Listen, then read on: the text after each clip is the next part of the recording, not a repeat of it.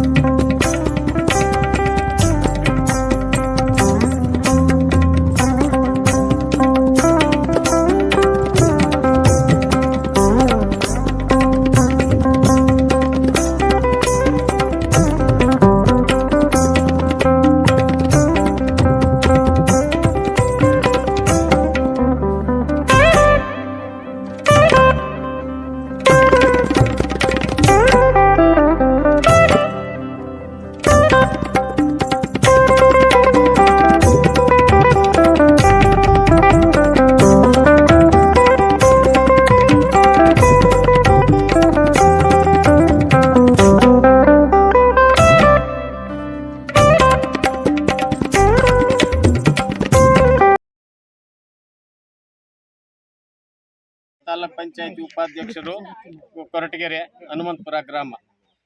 ಈಗ ವಡಸಲಮ್ಮ ಮತ್ತು ಕೊಳಗದಮ್ಮ ತಾಯಿ ಸಾವಿರಾರು ವರ್ಷದಿಂದ ಇಲ್ಲಿ ನೆಲೆಸಿರ್ತಕ್ಕಂಥ ಗ್ರಾಮ ದೇವತೆಗೆ ಈಗ ನಮ್ಮ ಐದಳ್ಳಿ ಪಣಗಾರರಾದಂತಹ ಮಂಜುನಾಥ್ ಮತ್ತು ಕಮಲಮ್ಮನವರು ಮುಖ್ಯ ಪಣಗಾರರು ಮತ್ತು ಕಮಲಮ್ಮರವರು ಐದಳ್ಳಿ ಪಣಗಾರರು ಸಮಕ್ಷಮ ಅವರ ಕುಟುಂಬದಿಂದನ ಈ ದೇವಸ್ಥಾನದ ಜೀರ್ಣೋದ್ಧಾರಕ್ಕೋಸ್ಕರ ಕಮಲಮ್ಮನವರ ಮಕ್ಕಳು, ಮೊಮ್ಮಕ್ಕಳು ಮತ್ತು ಅವರ ಕುಟುಂಬದ ವರ್ಗದವರಿಂದ 10 ಲಕ್ಷದ 1 ರೂಗಳನ್ನು ಈ ದೇವಸ್ಥಾನದ ಅಭಿವೃದ್ಧಿಗೋಸ್ಕರ ಕೊಟ್ಟಿರುತ್ತಾರೆ. ಅವರ ಕುಟುಂಬಕ್ಕೆ ದೇವರು ಆರೋಗ್ಯ ಐಶ್ವರ್ಯ ಎಲ್ಲವನ್ನು ಕೊಟ್ಟು ಕರುಣಿಸಲಿ ಎಂದು ಈ ಮೂಲಕ ಪ್ರಾರ್ಥಿಸುತ್ತೇವೆ. ಮತ್ತು ವಡಸಲಮ್ಮ ಮತ್ತು ಶ್ರೀ ಆಂಜನೇಯ ಸ್ವಾಮಿ ಪಾದಗಳಿಗೆ ನಮಸ್ಕರಿಸುತ್ತಾ, ನಾನು ಇವತ್ತು ಈ ಹಳಾಸನ ಗ್ರಾಮದ ಶ್ರೀ ಐದಳ್ಳಿಗೆ ಸೇರಿರ್ತಕ್ಕಂಥ ವಡಸಲಮ್ಮ ಮತ್ತು ಕೊಳಗದಮ್ಮ ದೇವಸ್ಥಾನ ಸನ್ನಿಧಿಯಲ್ಲಿ ನಾನು ಹೇಳುವುದೇನೆಂದರೆ, ತಲತಲಾಂತರದಿಂದ 4 ತಲೆಮಾರಿನಿಂದ ನಾವು ರಾಮೇಗೌಡರು, ರಾಮಸ್ವಾಮಿ, ಪುಟ್ಟಸಮ್ಮ, ಕಮಲಮ್ಮನ ಮಕ್ಕಳ ಮನೆತನದಲ್ಲಿ ಆ ಅಮ್ಮನ ಸೇವೆ ಮಾಡ್ಕೊಂಡು ಬಂದಿರ್ತೀವಿ. ಇವತ್ತು ಇಲ್ಲಿ ದೇವಸ್ಥಾನ ಜೀರ್ಣೋದ್ಧಾರಕ್ಕೋಸ್ಕರ ಕೆಲಸ ಅರ್ಧಬರ್ಧ ನಿಂತ 4 ತಿಂಗಳಾಗಿದೆ.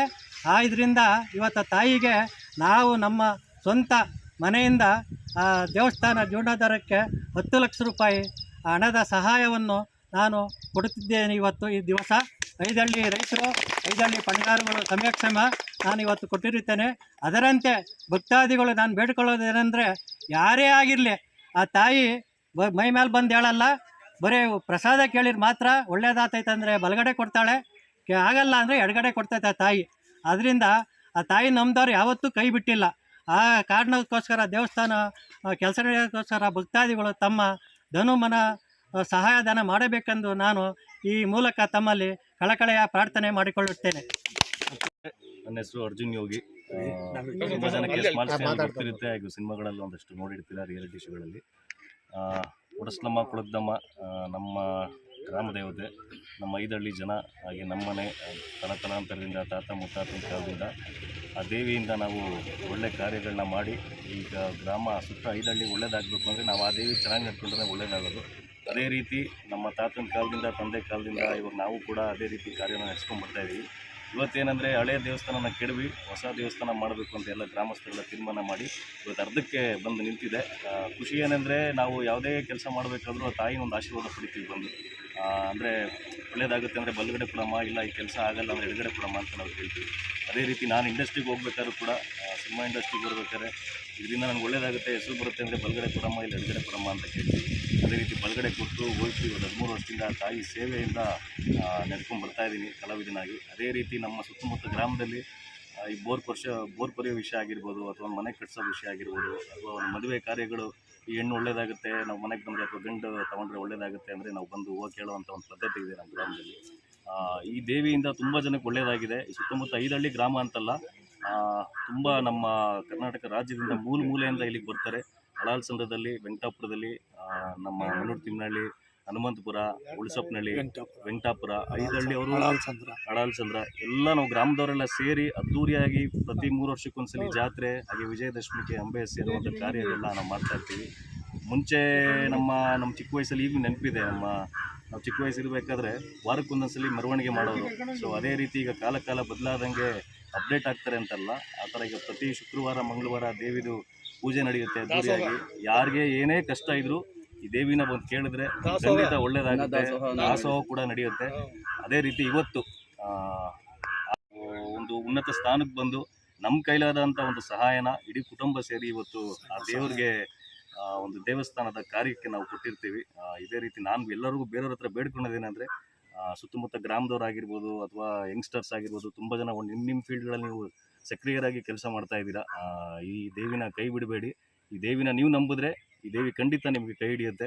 ಈ ದೇವಸ್ಥಾನ ಇನ್ನೂ ತುಂಬ ಚೆನ್ನಾಗಿ ಆಗಬೇಕು. ಸೊ ಎಲ್ಲ ಬಂದು ಆ ದೇವಿಗೆ ನಿಮ್ಮ ಕೈಲಾದ ಸಹಾಯನ ಮಾಡಿ ಆದಷ್ಟು ಬೇಗ ಇನ್ನೊಂದು ವರ್ಷ 2 ವರ್ಷದೊಳಗಡೆ ನಾವು ಕಾರ್ಯನ ಮುಗಿಸಿ ವಿಜೃಂಭಣೆಯಾಗಿ ಮತ್ತೆ ಮುಂಚೆ ಯಾವ ರೀತಿ ಮಾಡ್ತಿದ್ವೋ ಜಾತ್ರೆ ಮಹೋತ್ಸವನ ಆ ಥರ ಮಾಡೋಣ.